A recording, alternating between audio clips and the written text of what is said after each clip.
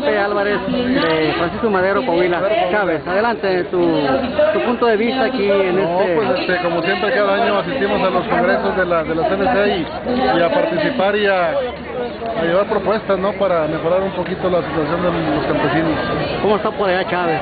Francisco Madero. Bien, pues ahorita estamos en plena pizca ya en la cosecha y pues trabajando como siempre.